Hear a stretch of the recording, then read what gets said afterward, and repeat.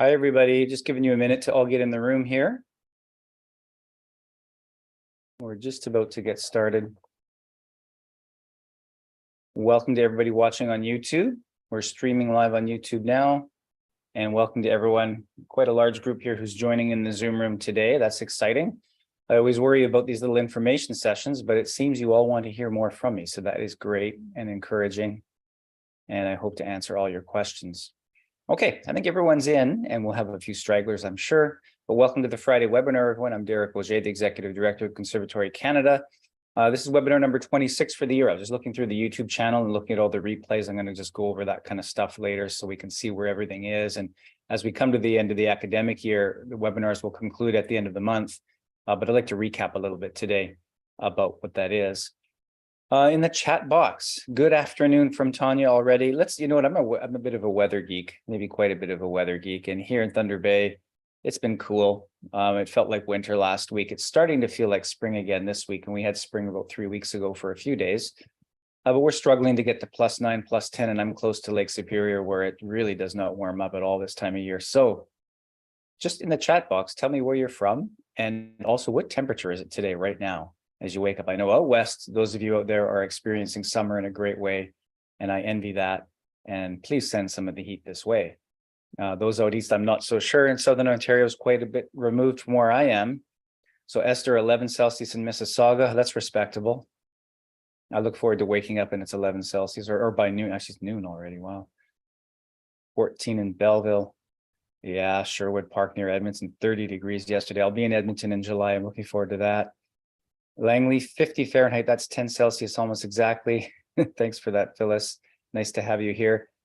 Esther, first sunny day for this week. Yep, we haven't had a sunny day here for quite a while. East winds off Lake Superior.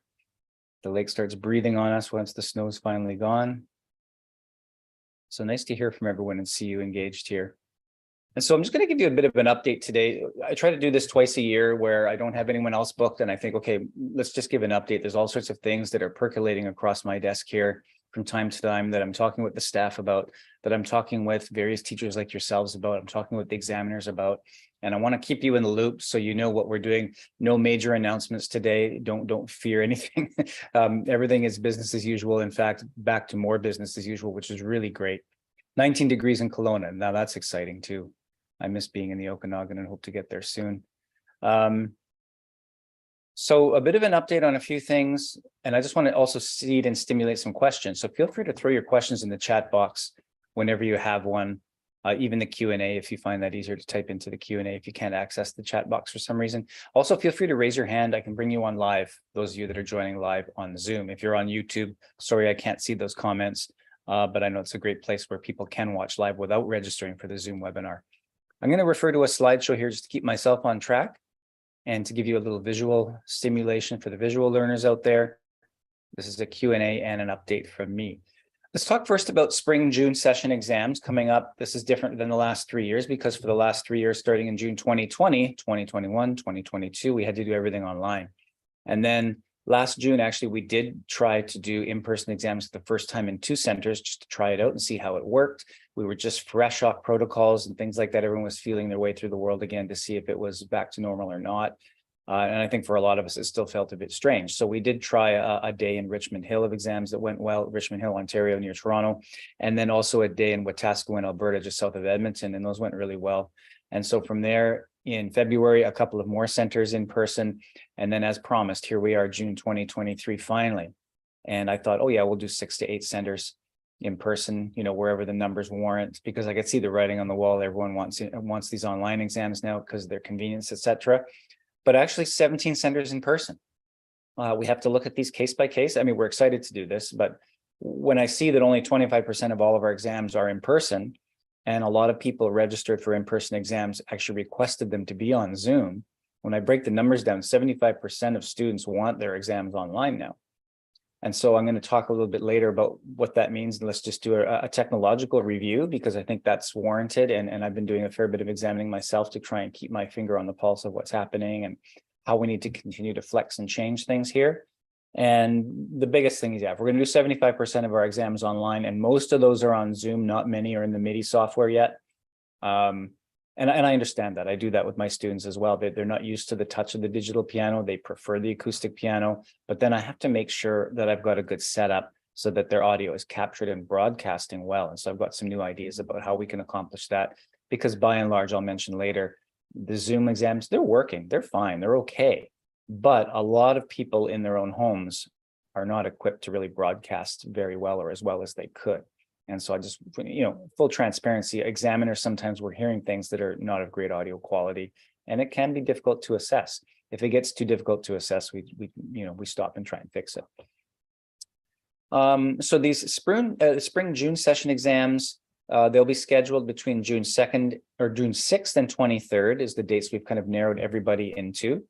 When we're looking at these and looking and seeing, first of all, do the numbers warrant a full day of exams? Do we have a regional examiner available that can easily access? For one day, we can't start flying people around. We can't even drive people 4 hours in most cases, unless it's 2 days. Examiners work very hard, and we have to convince them to go do this work. Sometimes they willingly do it. They love doing it. We've got some examiners on this call, I'm sure. But we're in a different economic climate now. Expenses are so high, and it's costly to put these things on. And so, again, amazed that we're doing this in 17 centers. There are, in Winnipeg, for example, there's 3 full days. In St. John's, Newfoundland, we have 3 full days. And then from there, it's usually only 1 day. And a few that are only a half day, that if we have a regional examiner available that can attend those exams and a suitable venue that isn't very expensive or is perhaps free. A number of music schools have donated their space to us, which really helps considerably. And I think the future of these in-person exams is going to rely on, again, a regional model of examiners that are available. You may, in some cases, see the same examiner repeatedly because there is only one person available at the moment, and we're working to not necessarily correct that, but to add other people in many locations where the demand is going to be there. And so that's just one thing. Looking at the economics of it, we look at each one on a case-by-case basis, and we're trying to do things in a new way when it comes to in-person exams. If you and your students like those options still, I think after 3 years of online exams, these in-person exams do seem a bit cumbersome. But I'm planning to do a fair bit of that examining myself as well, where I can, to get a feel for what it's like and what the new realities are. A couple of protocols, because we haven't done this for a while, and us as well in the office, we're quite busy trying to remember and figure out how we send examiners out into the field and what the expectations are, because so many things have kind of relaxed with online exams. Students should provide music that's not in the New Millennium Series books.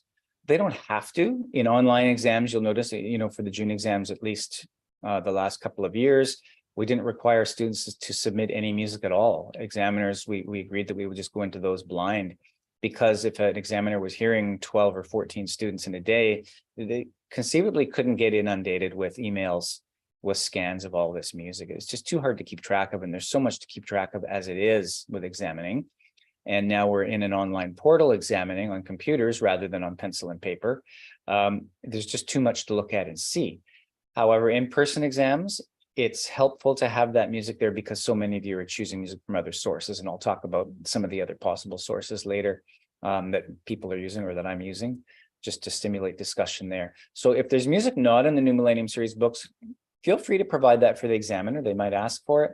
When in person, no photocopies though. This is something, we haven't relaxed this requirement, but just before the pandemic, we made a push to say, hey, we're starting to see too many photocopies in exams. We don't want those. It's illegal to use them, bluntly. And so we're watching for that. If you're going to share anything with examiner, it has to be a purchased copy of an online licensed piece or something in a publication. Both are acceptable. We're fairly lenient, but when it comes to blatant photocopies and scans of things in person, we're not going to tolerate that, and there will be sanctions for that kind of thing.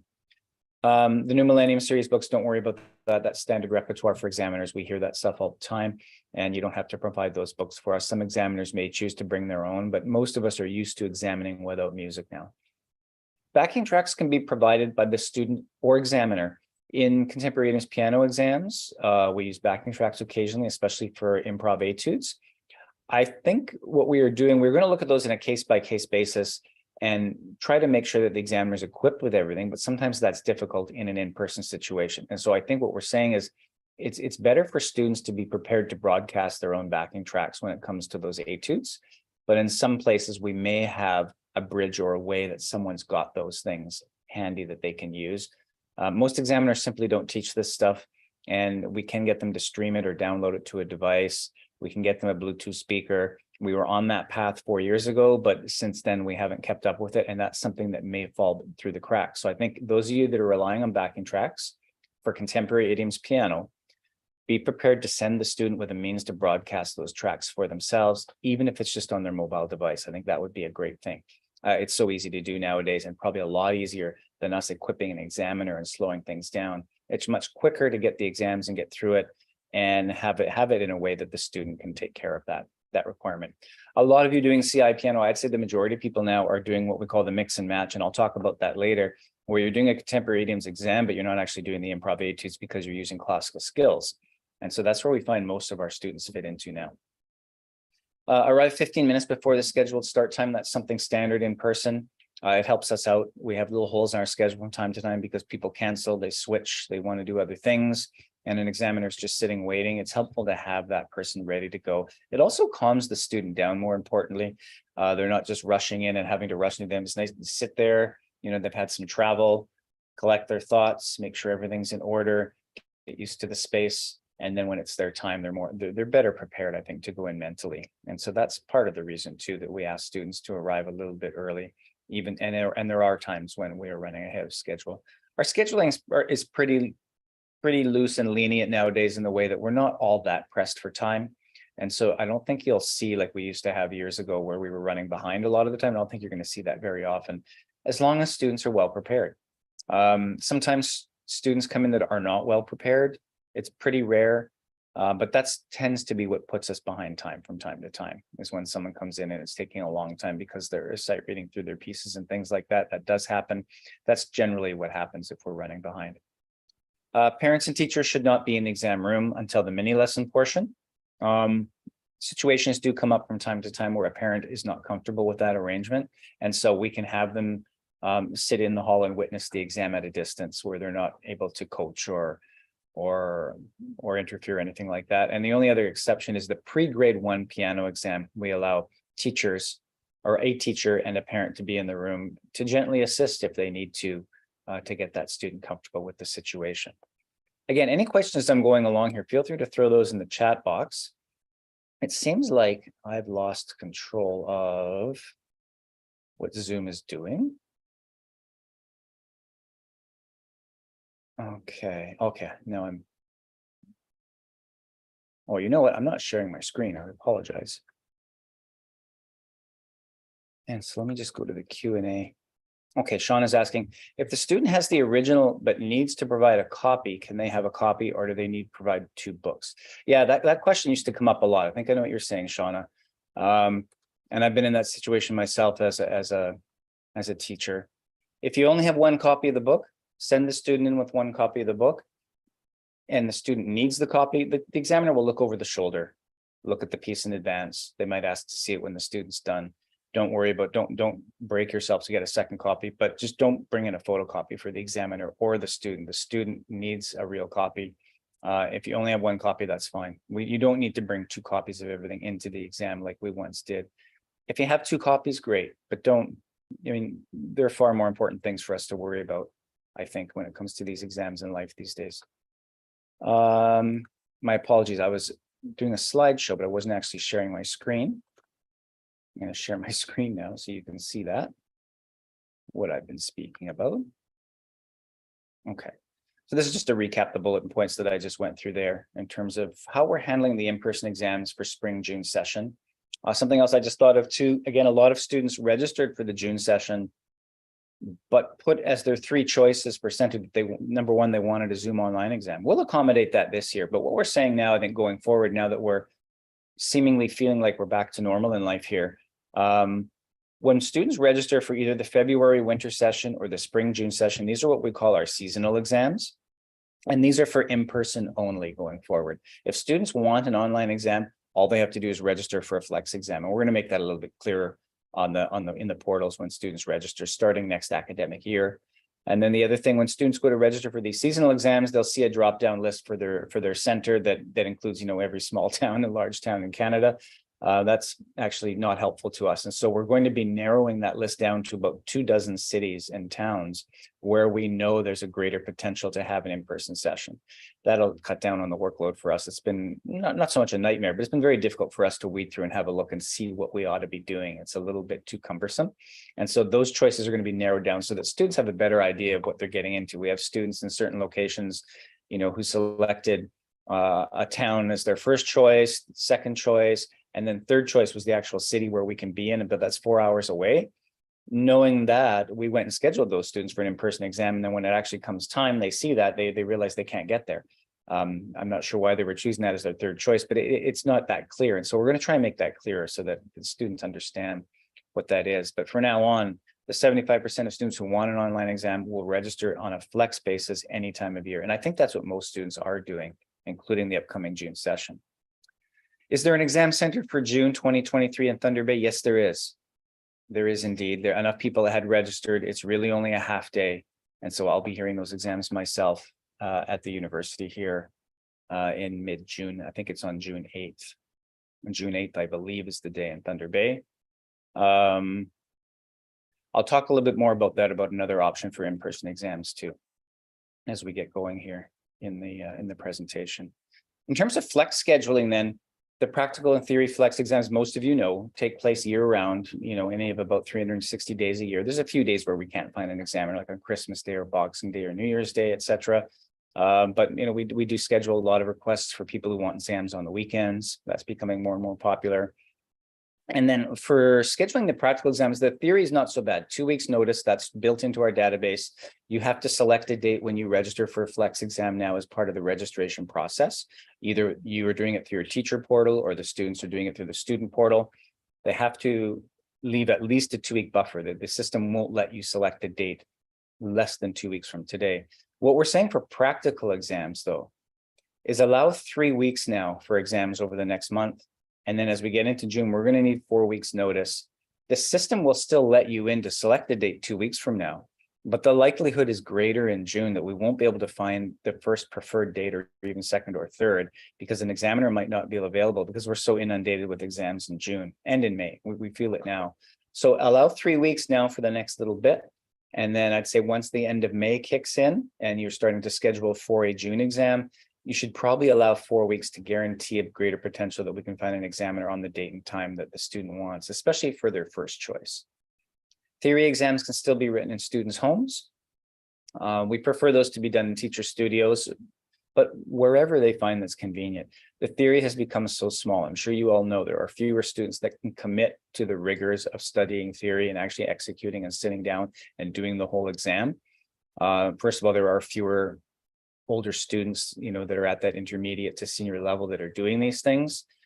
We just want to do whatever we can conveniently to keep these things going. And of course, we know that a study of theory is very important. Students and families, simply, we're finding they just don't value it the same way anymore. There are other competing things for students' interests. Athletics, of course, is very high. There are other academic things happening at school. And so the theory is going a bit unnoticed. We're willing to do whatever it takes to make that happen for teachers and students so that these things can be written in greater numbers. All students wanting an online exam should register Flex, not the seasonal sessions. And the Flex exams now replace the former summer session. We used to hold a summer August session where it used to be in person before the pandemic, and then we would hold a day of exams in August, even last year. But we've since gotten rid of that. It doesn't make any sense for us. We might as well just schedule any students that want a summer exam anytime in July or August or September for that matter, whenever they want. So no more August session. And then we're starting to offer in-person Flex options in limited centers. Right now it's very limited. But what we did before the pandemic was we had this agreement with certain examiners in certain places where if someone wanted a Flex exam, but they wanted a live examiner, you could go to the examiner's home studio or wherever their studio happens to be, as long as it's zero cost to us. And the examiner was willing to do it. We had this sort of arrangement in very few places. I know there was in British Columbia, in the Lower Mainland, we had a couple of people that were doing these in Sherwood Park, Alberta, near Edmonton. I've recently started this in Thunder Bay to try it out. So anyone in Thunder Bay, which used to be a very large center, now is mostly doing online exams. I've started offering in-person flex exams here. I think in Ottawa and Canada and surrounding areas, that certainly is a possibility as well. Other places will come online over time. London, Ontario is a place where we'll be able to offer that. So if you're curious about that, you really like in-person exams, but you like the flex nature of it, reach out to us in the office and inquire, and we can look at, what's possible in your area or your center to offer in-person flex exams as time goes on here, something we're just getting back to now. Online practical exams. So again, they take two forms using internet MIDI, which is a MIDI technology, which connects two digital pianos. We've talked about it a lot. We have SuperScore webinars a lot. I'm sure most of you understand or know something about that option. But you need it. It requires digital pianos. It requires a piece of software that now costs only $39 US that you have to purchase.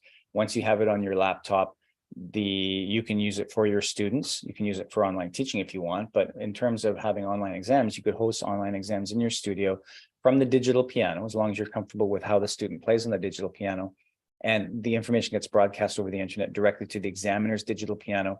And when my piano starts playing itself, basically, the keys don't move, but you hear the sound exactly what the student is playing is coming out of my speakers, basically, as an examiner, the speakers of my keyboard. And so the student effectively takes over my digital piano from a distance and operates it, and I can hear exactly what they're intending. So that's sort of the Cadillac way of doing this. We started that in 2007. The technology hasn't changed, it's only gotten better. And so that's the best way to do an online exam, because we can hear exactly, and you don't even need a fast internet connection nowadays. I would say I've seen Zoom exam or MIDI exams run at 30 megabits per second download speed, which is very, rather slow by today's standards. Whereas on Zoom is the solution for acoustic pianos when you have that. This is the one I prefer, but I'm now pulling gigabit speeds on mine, up to 850 megabits download speed and over 100 megabits per second upload speed. Upload speed is very important for broadcasting to the examiner. I've even done it with, when I used to have 300 megabits download speed, 12 megabits upload speed, and still pull off a pretty good Zoom exam. And even last year, if you look at the webinars I'm holding here, that's the internet connection I was using. Now I'm using gigabit speeds. The upload speed and download speed are a lot faster, and we can make it work. But I think there are some limitations when students are doing this from their homes. Some of them are using laptops, it's even a better laptop. I'm often asking when I hear the problem, because certain microphones on the laptop are just hidden and won't pick up the piano. I listened to a student last week on a Zoom exam, and it took us 20 minutes.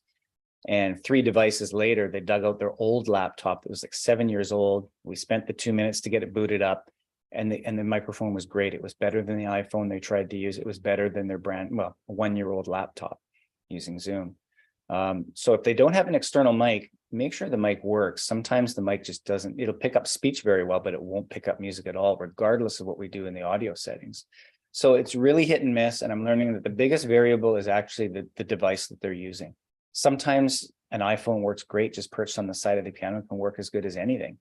Sometimes it can work better than an expensive MacBook I've learned that's brand new. Sometimes there's something wrong with the mic. It just doesn't want to pick it up through Zoom. So that's one thing to consider. An external mic, I think, really improves the sound for students.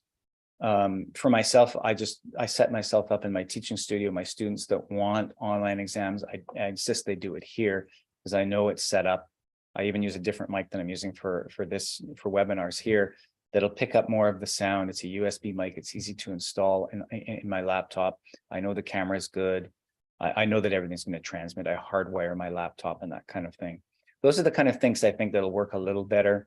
I know a lot of families are used to the convenience of being at home. They don't have to drive to the studio, all this kind of stuff. I think we need to do a better job in most cases of saying, I think you need to somehow do this exam at my studio, because we're hearing, or we've tested it, and you're just not broadcasting your audio well enough. It's not their fault. It's just the technology has limitations all around. So again, if you test with the students ahead of time, I think that can be really valuable. And again, consider running the flex exams at your studio if you can. I think that it makes a big difference if you know that you're set up well. Some families are set up really well, and it seems no effort at all.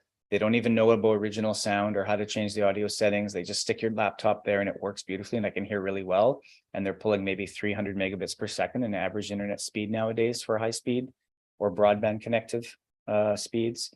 And it works great.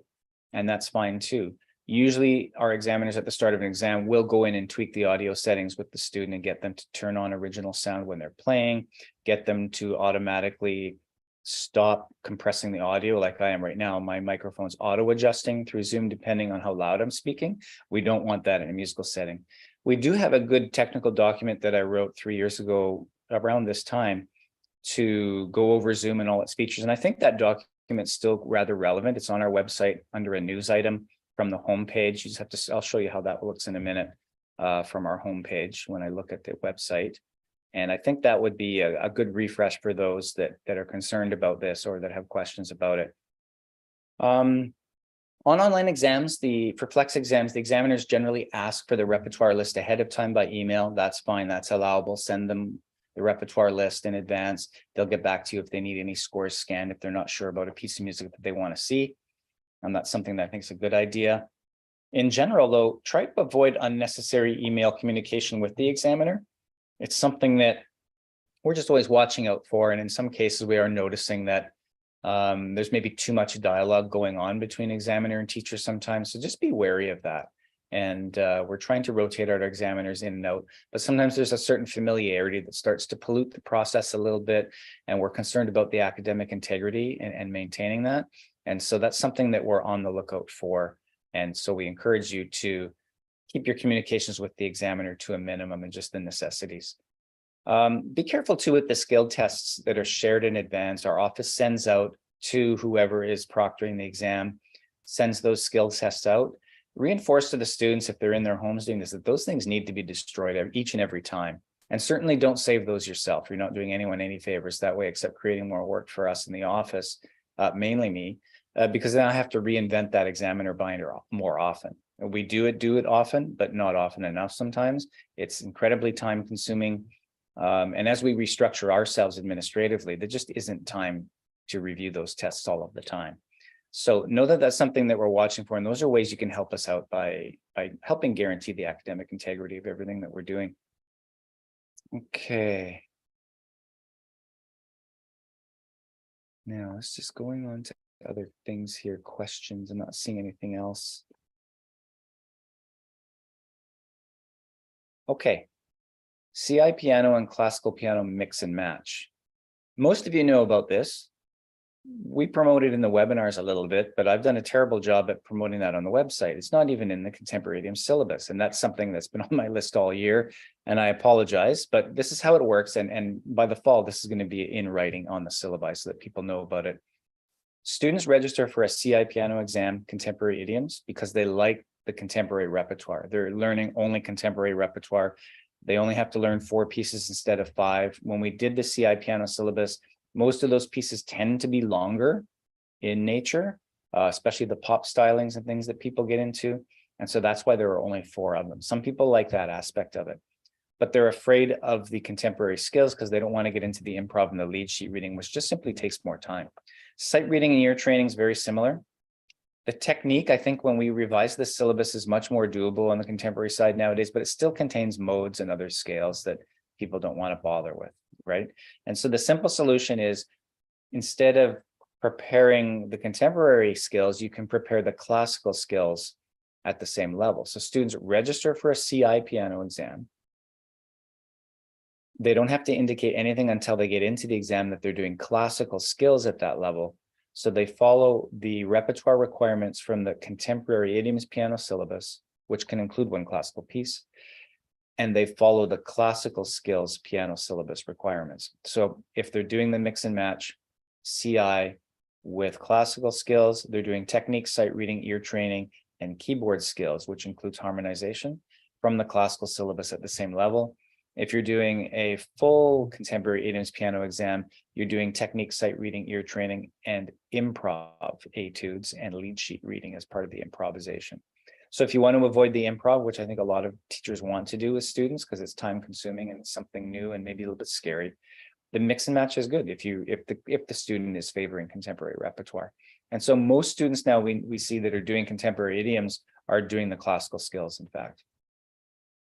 So again, I write there very simply, students do not prepare the improv requirements when choosing classical skills. Just let the examiner know. Some students don't know what they're actually doing from our terminology point of view, so just coach them that the first thing they tell the examiner is that we're doing classical skills, whether they're in person or whether it's an online exam. If it's an online exam, of course, you can always email the examiner and tell them that. That's a pertinent piece of information I think they're going to want to know. But we all double check once we get into there. Once we get in that exam room. Okay, so question, when a student is doing the CI exam, following all the CI requirements, do you indicate this to the examiner? Yes. And what do you indicate if you're doing a CI repertoire but a classical exam? Here's the thing, if you're doing a classical exam, if you register for a classical exam, you're doing all classical repertoire and skills, but within the classical repertoire, of course, you can have the majority contemporary pieces, the way that we structured it with group 1, group 2 pieces. So the mix and match that I'm speaking of is only for registering students for our contemporary idioms exam. This is correct. The improv skills are very time consuming. Yeah, it is time consuming to do it. And then when we put that syllabus together, I was a big proponent of that whole thing. And I do it with some students. I just find as much as I like doing that, we don't get through as much repertoire generally is what happens, or it takes time away from practicing technique. And in some ways, the contemporary idioms piano, it's a little bit enriched. It just simply takes more time. Students stand to learn, I think, quite a bit more. And for some reason, I'm finding now my students that are more dedicated, they're doing CI piano because it requires more effort. And honestly, I find they're getting more out of it. They actually learn the keyboard skills, but just in a roundabout way through the lead sheet reading. It's the same kind of skill, but now they get that improv component where their ears are totally open and they're not looking at anything. I'll talk about that in a little bit. So you register for CI, but just do the repertoire. So this is still a CI for registration, and you just tell examiner you're doing classical, everything else. That's right, Rebecca. So they register for a CI piano exam, just tell the examiner you're doing classical skills. Exactly. When you do that, the marking scheme changes. Most people don't realize that. But because the repertoire and the skills are worth different marks between the two streams, when a student's doing the classical skills, we've got a section in our new examiner portal, the examiner checks off and a whole new form pops up, and the skills are actually worth different marks than they are on the classical exam. If anyone needs to see that, I've got a table somewhere, a spreadsheet that shows you what those marks are, and eventually I'll get that up on the website so that people know. For now, I don't want to confuse anyone, and this is confusing enough as it is. Putting the new database together, new student examiner portals really helped us clarify or helped us see just how confusing we actually are. There's so many flexible options. It's really great, but it does take a lot to code into a database. It's nearly impossible, in fact, and there are things we're still catching that, we couldn't code for in the digital world because we have all of these exceptions and things going on. So I'm glad you all figure it out eventually, which is great. Okay, yeah. So which background information is used in the mixed exam? Thanks, Joanne. That's a great question. So I forgot to put that in. That's something that's really important and causes problems. Problems that we've solved. So background information on a contemporary idioms piano exam is going to follow the contemporary idioms syllabus, which is slightly different than the classical requirements. On the contemporary idioms piano syllabus, for background information, it's a lot of the same. We ask a little bit less about composers because they can be more obscure and information isn't always readily available, which is fine. Form and structure, we don't ask about that anymore anyways, but there's a stipulation there where students have to prepare to talk about a genre or style that they are presenting for one of their pieces and be able to talk about that genre or style. That's something we're not as specific about in the classical syllabus. So if they're doing CI piano, check the syllabus for background information requirements. And of course, background information on the CI piano syllabus also contains this thing called applied skills, which you don't have to do. So this is the confusing part, and that is students that are doing CI piano but classical skills don't have to do the applied skills section that's identified there.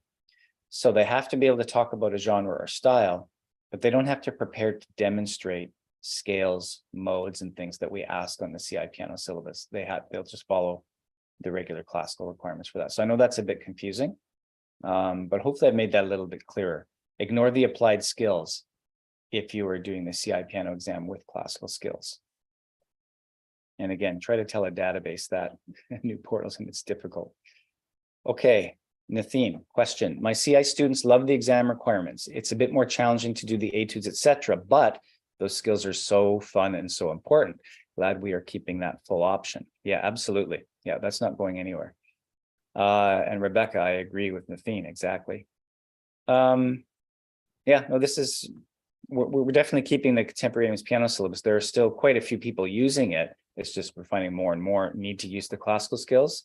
And it took me, honestly, it took me a long time to get my head around that. I wanted to plug that mix and match thing. We had it at first for a little while, and I thought we were going to get rid of it so that it would force people to do the etudes. But I heard from all of you, you all said something different. And so I thought we better listen to the teachers because it's something they want.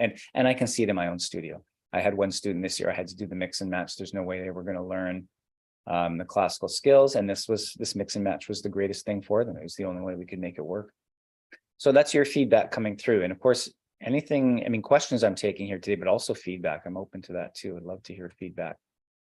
American Popular Piano Etudes. I've got a book here. So this is the manual, just quickly, because there's some changes, not changes necessarily, but little things we're doing differently. This is the Etudes book here. If students are doing, let me get rid of the glare. If students are doing contemporary idioms with contemporary skills, part of the improv requirement is to improvise. And this is the improv manual that we like. American Popular Piano Etudes Level 2 goes with our Level 2 exam. And this is a great manual for teachers to have. Actually, I shouldn't say this, but I don't have many students that get the book anymore. I've gone so off the page with it, and I don't, because I know the series well enough, I don't even open the book anymore.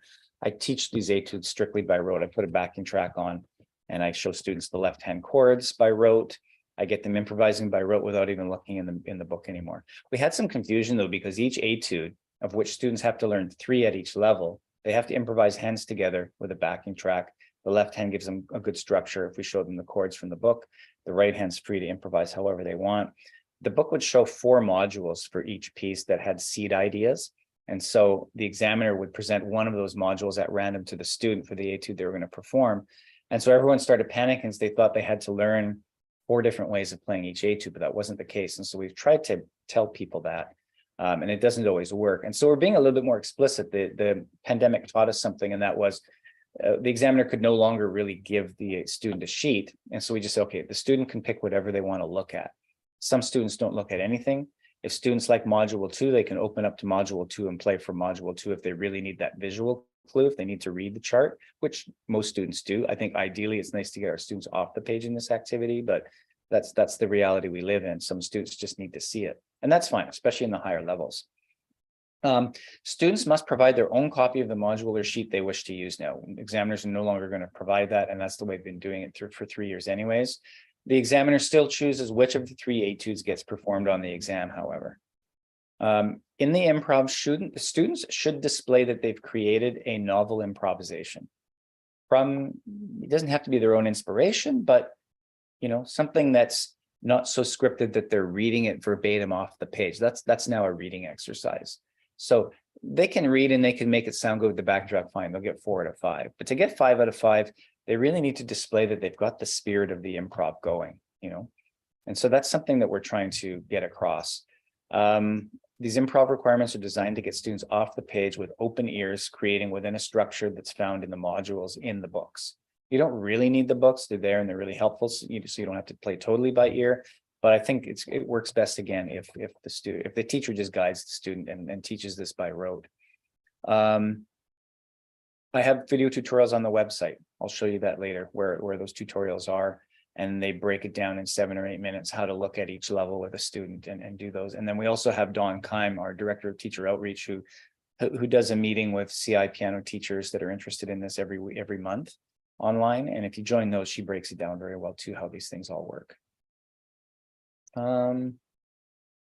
Yeah, good point, Nathine. Those etudes are only worth 5 marks, so they shouldn't feel too intimidated, which is good. Yeah, in the end, I wish it was worth more marks, but I think 5 is the right amount. It's a lot of work for only 5 marks, but I think for those students that want to dabble in it, it's not going to make or break their exam, which is good. So Rebecca asked, the examiner will say the title, but the student chooses the module. That's right. Yeah, we don't care about the modules. We try not to refer to the modules at all anymore because it just causes too much confusion. Those are just strictly seed ideas. We should use the left-hand chords in whatever rhythm we want or the student wants, because they're really good chords to learn. But the right hand, I mean, some of the note sets given always make sense, but sometimes there are more notes that can be used in that note set that'll add to the improv. Okay. So we can pick which left hand as well. Yeah, that's right. Pick which left hand you want, and the students can change the rhythm. And like I say in the tutorials, like it says explicitly in the syllabus, you don't have to follow anything on the page as long as it sounds good with the backing track. Students can find their own way around this entirely. The modules are a good starting point. I never have referred to the right hand in those modules. I find it too limiting and it doesn't stimulate the student's creativity. I'd rather have the student learn the left hand for a while I improvise on the right hand. It starts to inform them some ideas in their ear, and then I make them reproduce whatever they want to create in a very non-threatening, judgmental environment, just open. Whatever they do is great. And after a couple of years, what they start to create is very interesting, far more interesting than you'll see printed on the page, that's for sure. Am I missing any other questions? I don't think so. So that's about American Partly Piano Etudes. I haven't talked about that at all this year so much. We used to talk about it a lot when it was new, but I think the tutorials that I recorded about 5 years ago still are really good places to start. And I'll show you what that looks like later. Digital badges.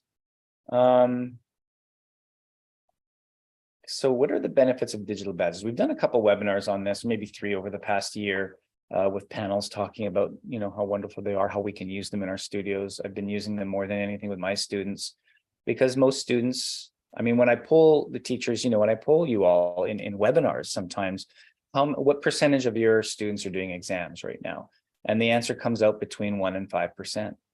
1 and 5% of your students are doing exams.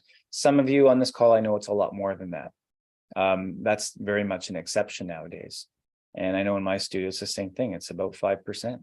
That's all. They just can't commit anymore to the rigors of the whole thing, no matter how we've gutted it or made it a bit easier or made the requirements easier to understand, lowering the workload and the scales, all sorts of things, fewer pieces to play. It still is too much. They're just, and now that the pandemic's over and all those options are back again, it's just impossible. So we want something to attract those other 95% of students. Should they want a performance goal? Should they want something that involves them in some kind of assessment that eliminates the pressure of live performance? Students can have total control over creating what I call their ideal performances. And they get into this process where they record 3 pieces in advance, video and audio. Good video and audio if you can get it, but an iPhone works perfectly fine for those that want to do it on their own too. Or even in the teacher studio, if the students are taking control over their recordings, record it, listen back. It's a chance to have a dialogue with the student and get their thoughts. And they develop these self-criticism skills. And that's what I find just amazing. I've got one student, I'm working with it right now, and I figured it'd be a 6-week process. We're 8 weeks in now, and we're about halfway. It's really quite, I mean, they're really learning a lot because they're having to really face, geez, I'm only reaching a silver standard, and my teacher's telling me I'm not at the gold standard yet, or I'm marginal. But I don't have to say that anymore. They just listen and they hear it, and they develop these really picky skills that when we're preparing for the exam, we can't actually get into that because there's too many things to do. We're just trying to package it all together so we can get an 80 or an 85. To get a gold in the digital badges actually takes a little more work than I thought in some cases, especially if students are challenging with harder repertoire. I say, this is good repertoire. It's a little bit beyond you, but you're really passionate about it. Your technique's growing into it. But there are a few flaws that are hard to mask, and you're going to get a silver on this. Are you okay with that? Well, no, now they're in control, but they can work at their own pace. There's no deadline. You submit when the 3 recordings are finally ready and finished. The feedback we can give is very detailed and accurate because we can listen to it multiple times. In an exam, there's a lot going on. And a music festival, there's even more going on. Music festival, you all know, we read those adjudications. Some of us do this adjudicating. It's not that we're guessing, it's just that we can only absorb so much in our bandwidth of our brain when a live performance is happening and we have to write and we have to stay on time. We're going to miss things. With the digital badges, we can listen to this recording multiple times and make sure that the page that we've written, it is fairly detailed feedback. It's more detailed than you'll get at a festival or an exam for sure. And so given the commitment level, I think the feedback matches that. It's detailed, it's accurate. silver, gold, bronze, whatever the standing is, the student gets a badge. You can see what the level 4 gold badge looks like. They're all in that same theme. And if a student wants, they can pay half the fee and retest and resubmit if they're still, if they're really into that process and they really want that gold badge. It's a simple, light version of the exam, of the assessment. It may be a stepping stone for a lot of those 95% students to get to that point where they're challenged more and they've learned so much from the badge that now they feel they can sit the full exam, or they'll be willing to dedicate more time to it next time. It can be used in so many different ways. It just provides, I think, a more realistic step for most students to start with their assessments. When they're younger, maybe you can capture more of their interest. The family's really dedicated to music. Honestly, most of the students I see, it's not the case.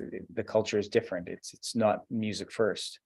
There are those few students where it is music first, and I know there are some of you that are teaching in pockets or have cohorts of students where music is always first, and that's wonderful. But that's the exception. And so digital badges are trying to appeal to a broader audience. And so I just wanted to mention that all again today, every chance I get. The digital badges are something we'd like to see more uptake on that for those that are curious about it. Sourcing piano repertoire. Again, we give free approvals for any piece not on our exam. As long as the piece we think we appraised it, it's not on our list at another grade level. I mean, things are happening now because RCM just put out their new books. I haven't seen them myself, but I'm sure most of you have seen them. A lot of you are probably using them. And then you see that piece isn't on our list. So you send us, hey, I want to use this for a CC exam. We'll give it free approval. What I'm starting to see now, though, and I don't know if it's intentional or not, but for some of the pieces have moved levels. There seems to be a shift among some, not mentioning names, that the pieces that have always been in this level are now a level higher. And so we're getting requests for free approvals, and I'm catching that piece, instead of being in grade 5, it's in grade 6 at another conservatory. You're asking for approval for grade 6, but it's actually only a grade 5 piece. It's in our grade 5 book. Well, then it's only at grade 5. So be careful when you're asking for free approvals, especially from those other books, whatever they might be. Just check our lists first and look around a bit. It takes a while to understand the repertoire. If you're not sure, just send it to us, and we're pretty good at spotting the pieces on our list and where they might be in different levels.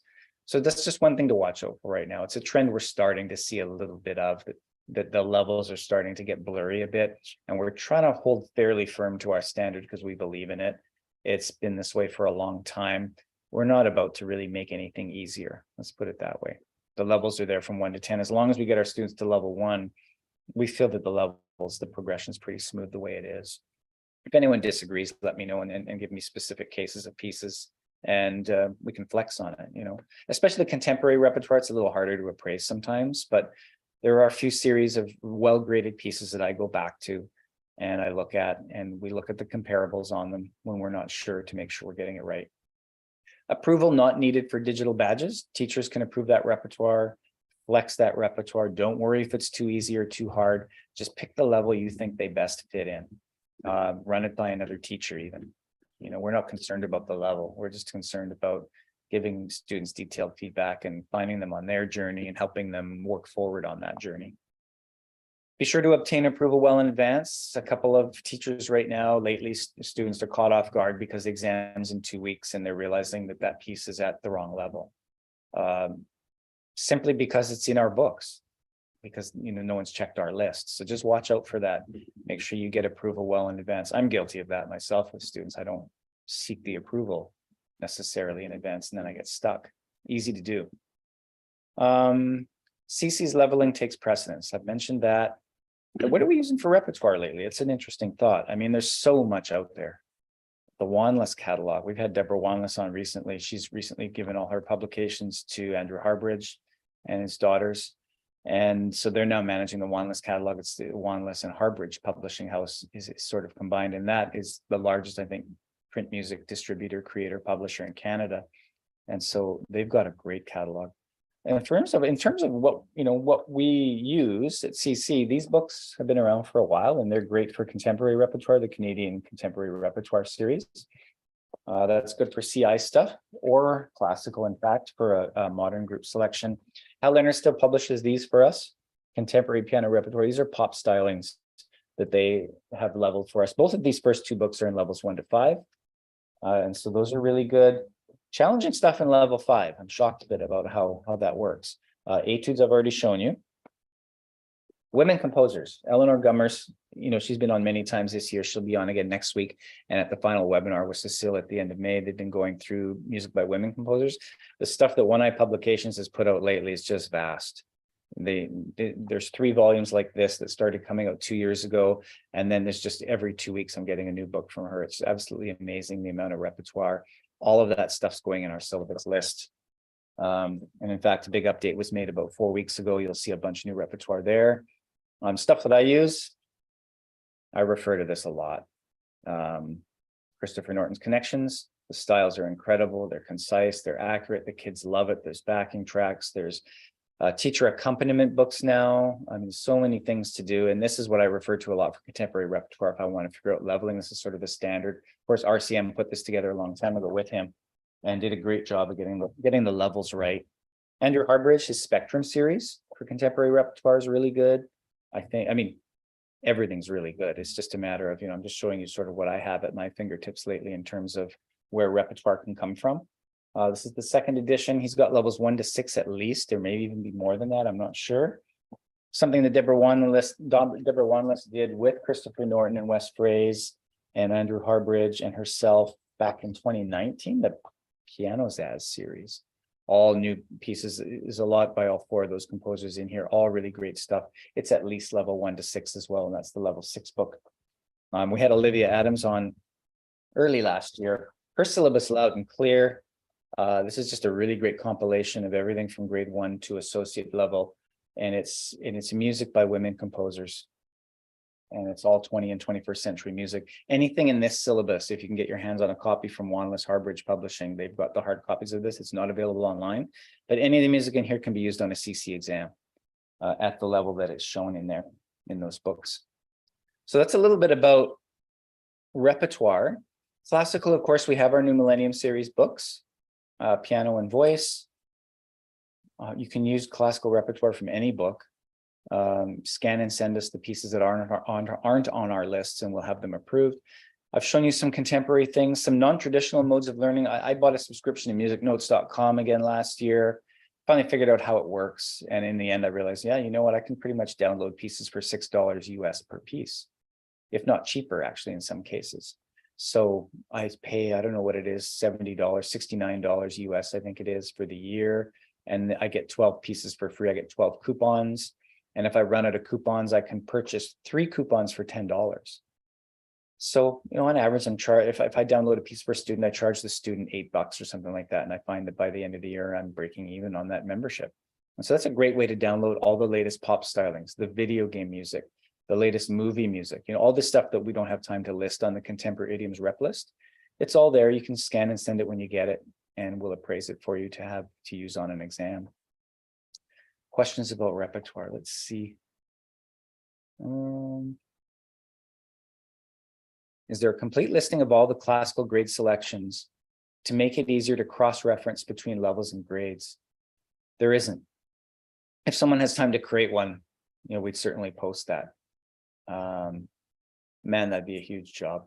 I know the perfect person for it, and I know he would do it, but I know he doesn't have time to do it, and he's got the mind for it, but it's just, we need someone who's really detailed, really good at databases, that's got time on their hands, and then we'd have to have the money to pay them. So yeah, that doesn't exist, unfortunately. I wish it did, especially for the women composer stuff. That'd be nice to have that. Nathine, that list of books you just showed, is there a list handy somewhere? No.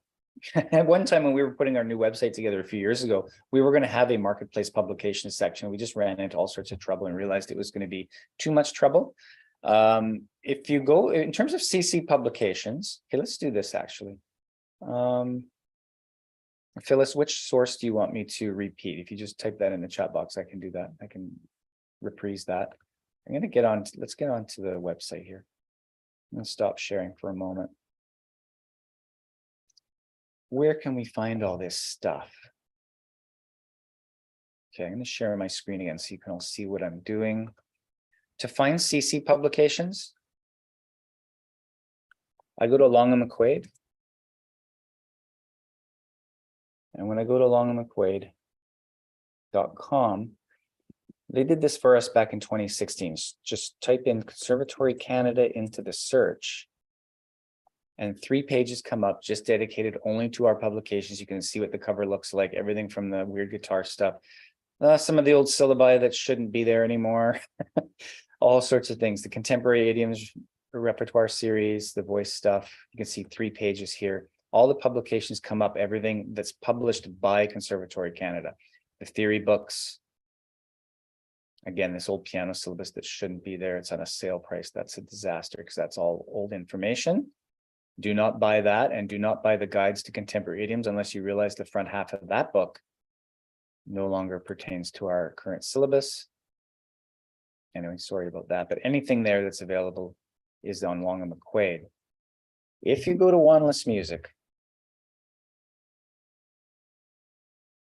not deborahwanless.ca, but deborahwanlessmusic.com. And up front, okay, they're changing things daily. They've redone this whole website lately. It's just absolutely amazing. Andrew's daughter, Carissa, does some graphic design for us and has done this whole thing. So this is looking different already all the time. But here's just where I think that, the greatest catalog of all this supplementary stuff is. It's just never ending. If you're looking for skills books for contemporary or for CC exams, right here are the Contemporary Piano Technique and Skills by Andrew Harbridge, levels 1 to 6. He also has a classical series for all the classical skills. It matches our syllabus perfectly. You look inside there, you can see he's even got triads and chords written out with fingering on the keys, which is really helpful. And that's a great resource for contemporary if you want to know what those modes are. Of course, they sell all the connections books, which are vast in number now. Here's the Piano Zazz series I referred to earlier. The Total Theory, which I'll hold up in a moment. I mean, that's just a fraction of what it is, but a lot of this stuff you'll find at wanlessmusic.com, deborahwanlessmusic.com.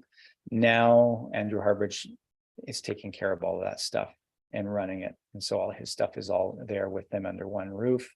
Of course, all of this stuff too, they supply Long and McQuaid stores across the country. If you like dealing with Long and McQuaid, you can find all of this stuff through them and they know where to order it from to get it for you. Anyway, this website's good to search and just hang out on for a while. I think you'd learn a lot there. Back to the presentation. And questions. The online subscription at musicnotes.com. They have everything.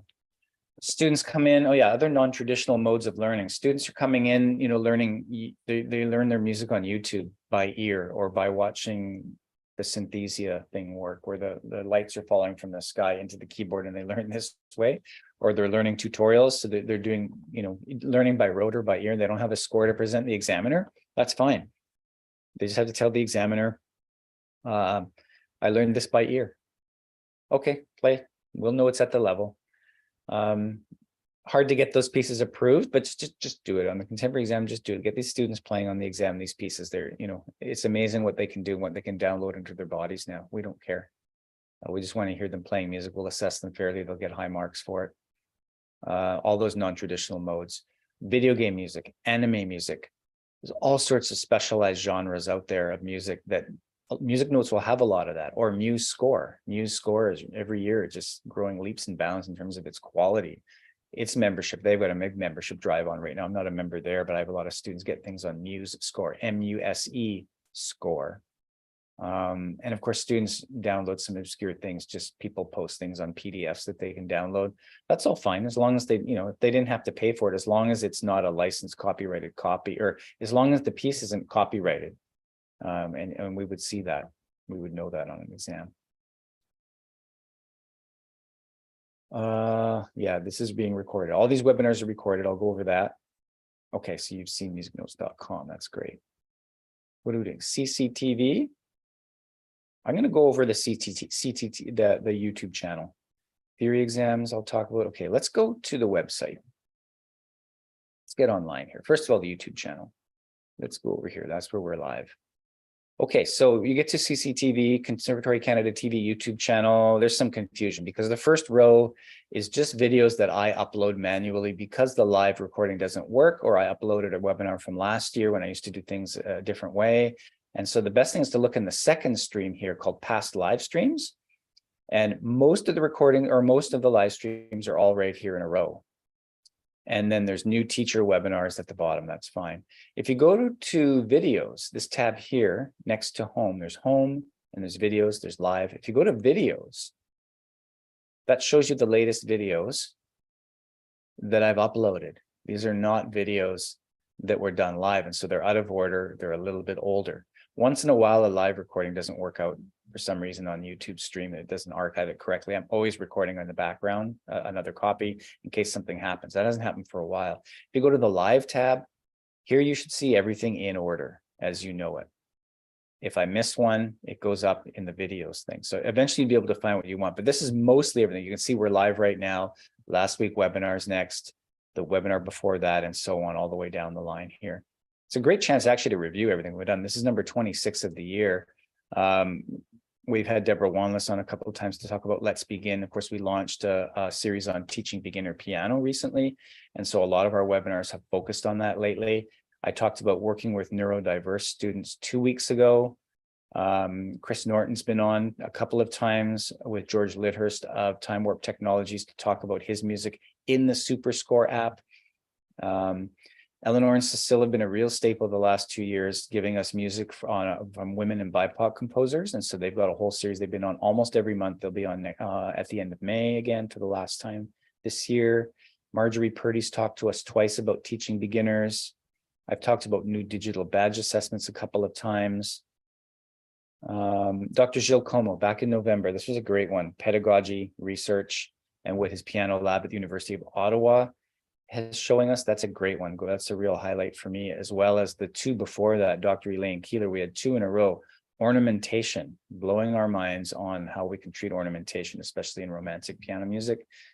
Her comments on Chopin were extraordinary. And then the week before that, she played live for us on her 1802 Muzio Clementi piano. It wasn't a copy, it's a real Clementi piano. Clementi was a piano manufacturer, and she played a Clementi sonatina, or sonata rather, the F minor sonata, live from her living room. Talked about the instrument. That's a really great one to watch as well. All of these just live here.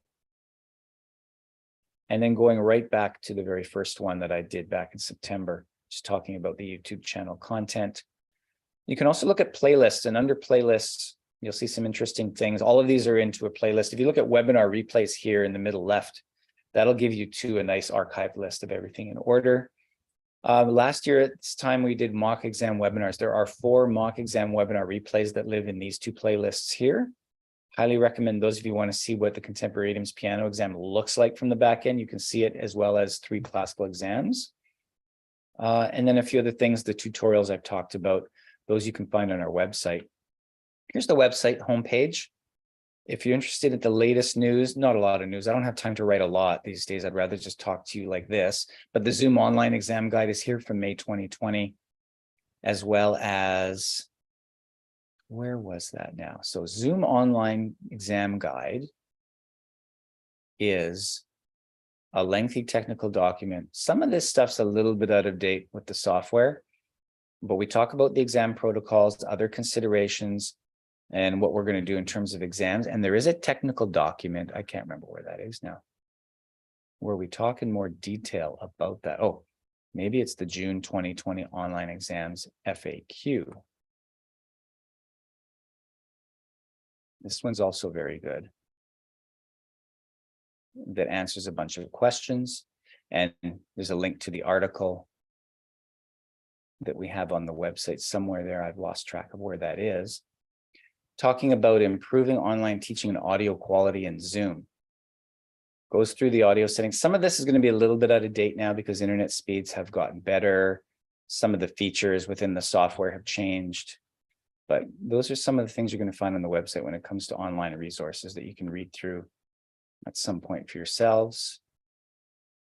Where did the website go? Let's get back to the website here. Contemporary idioms piano. And at the bottom are tutorials. These are videos I recorded some time ago that'll help you with the improv etudes. Also, an overview of the whole syllabus is there. And we do the same thing in the classical piano. There's tutorials at the bottom. These are all on YouTube channel as well, but looking at keyboard harmony and how to teach keyboard harmony and what the requirements are, as well as the whole classical piano syllabus webinar there from a few years back, still lives there on that web page. Teacher portals, student portals, I was going to talk a little bit about today. The links are right up here at the top right. If you want to go to either the teacher or the student portal, either of those links take you to the same place. A new student, a new teacher creates an account at step 1. If you still haven't activated your portal and you're an existing student or teacher, you go to step 2 and get an activation link. If you have an activation link, you go to step 3. That's probably not the case now because we sent those back to September. You probably do not have that link anymore. So you're going to go to step 2. And if you're just logging in, you log in through step 4 if you're a student or a teacher. If you need a new password, go to step 5. Once you go to log in, if you're a teacher, you'll get to a dashboard like this. If you successfully logged in, a lot of people have trouble because they may be in the old system. They had a duplicate email address, a duplicate account, a defunct email address, any number of things triggers the system, and we have to keep it secure. And so email us if you can't get in. If the system throws you an error, it just means that one of those problems has happened.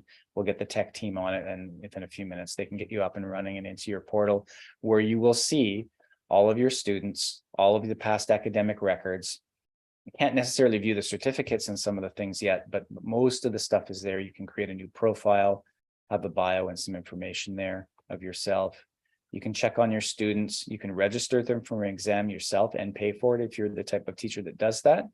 You can just look at your student list and upcoming exams. Sometimes it takes a little bit to load. If you click on something, it doesn't load right away, just wait.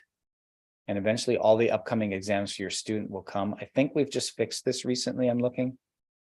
There's a bunch of tests in here that aren't really my students' exams. At one time, you'd go to upcoming students a couple of months ago, and it would show you too much of the history of what's happened, not necessarily upcoming.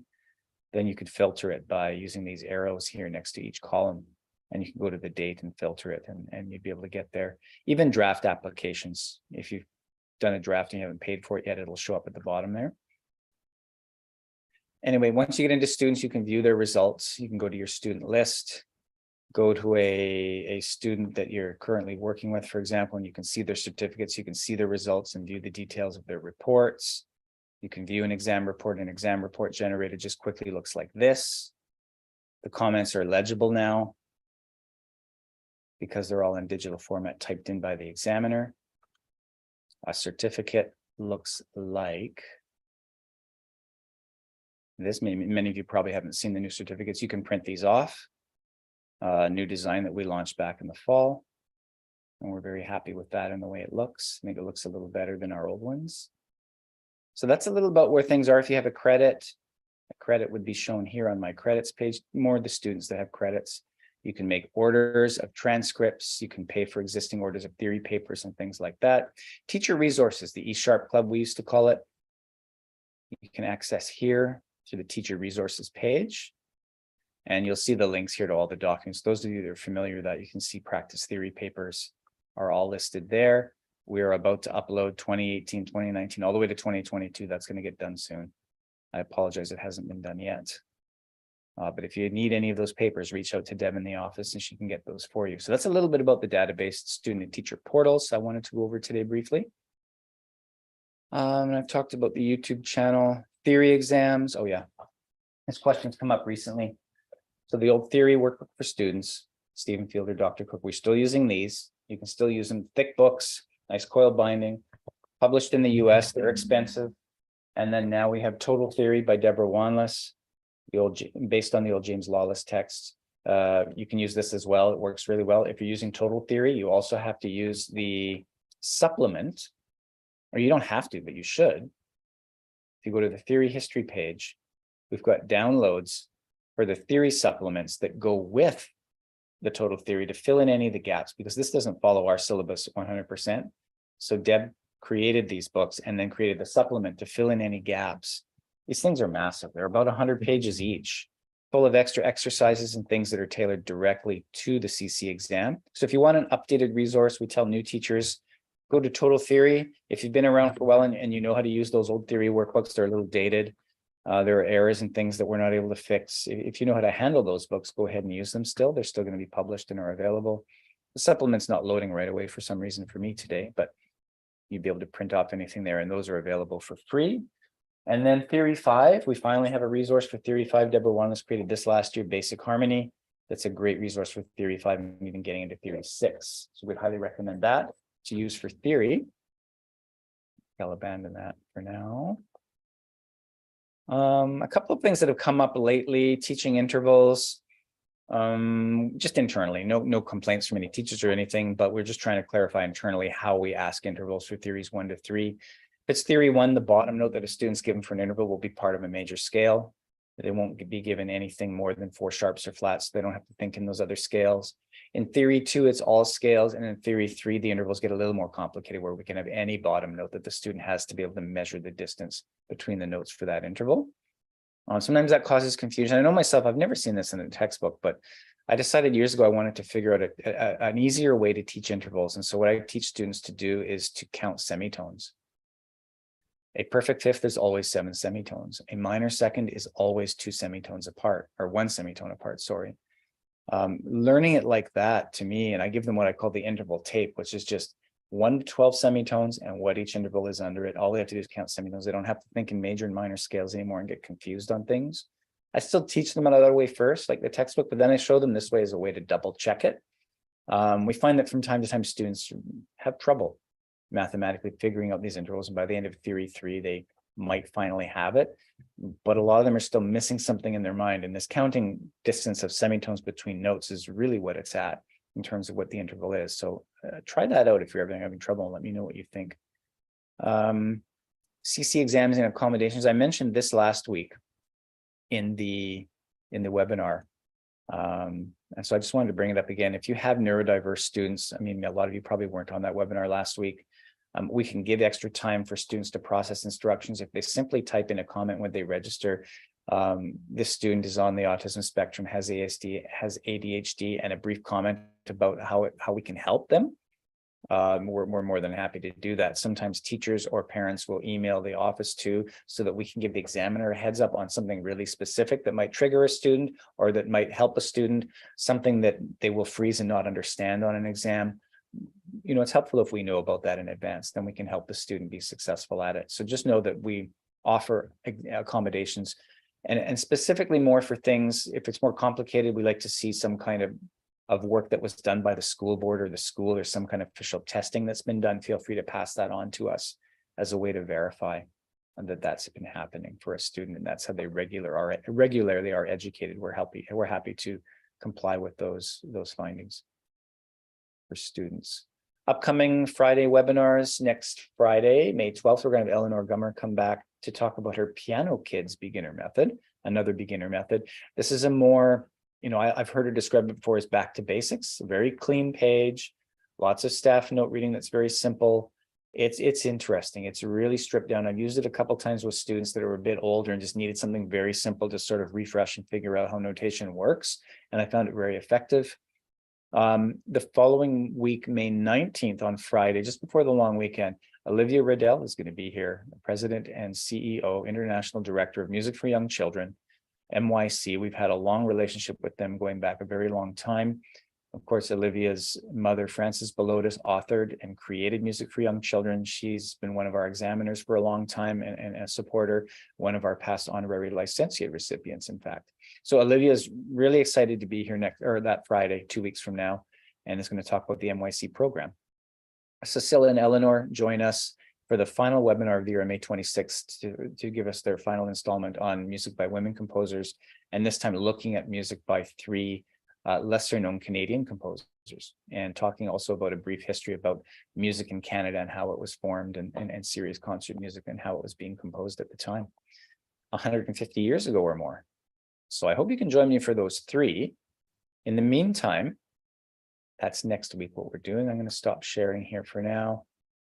And any other questions? A big part of this was questions and your feedback. So I'm open to anything here.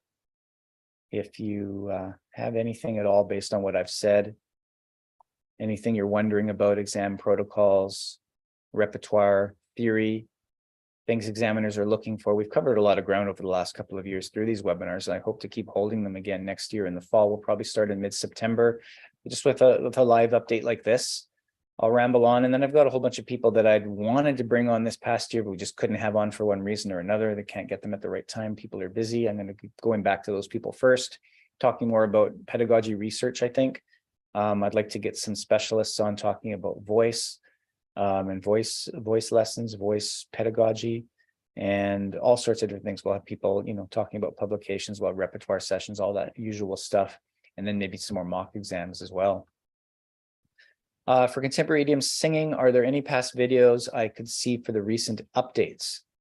No really recent updates, but there is a webinar we did a while back on contemporary idioms voice syllabus. Let me see if I can find that, if that's actually on the YouTube channel. I thought it was, but maybe I just didn't get it up there yet. Let me just have a look. I'd hoped by now to have a contemporary idioms voice syllabus. Videos. Because we did do a webinar about a year ago, maybe a little more than a year ago, on contemporary idioms voice. And I'm not seeing it here, Nathine. So send me an email if anyone wants to see that. I've got a recording somewhere that I can send you before I get it up on the YouTube channel. It's probably the best thing. So you can see that from me. Just email me and I'll send you a link to that particular webinar that I know I have a recording of somewhere in the files here. Okay, thanks everyone. I'm going a little bit over time here again today. And I hope you've enjoyed the session, and the update is great to connect with you, and I hope to do it again soon in some way. Hopefully we'll see you next week on the webinar here on Friday. Again, check out the YouTube channel, all the exciting replays and things that are there. Feel free to email me anytime your thoughts, feedback on how these sessions are going, or any other questions you may have, and hope to catch a few of you, out there when I'm out examining, or even at the CFMTA convention in Edmonton in July. If any of you are going to be there, I see a couple of you on the from Alberta on the call here. I hope I'll run into you there, and I'll be there on July 6th and 7th on the trade show floor at the Conservatory Canada booth, where we'll have Christopher Norton with us as a guest at the booth. So if you're going to CFMTA, know that that'll be there. For those of you that can't make it and are CFMTA members or are curious about it, this is also a hybrid convention. You could also register online, and we'll have an online presence there as well. So thanks for joining today. Great to have your company and to feel the energy from you. And we'll talk to you next Friday. Bye for now.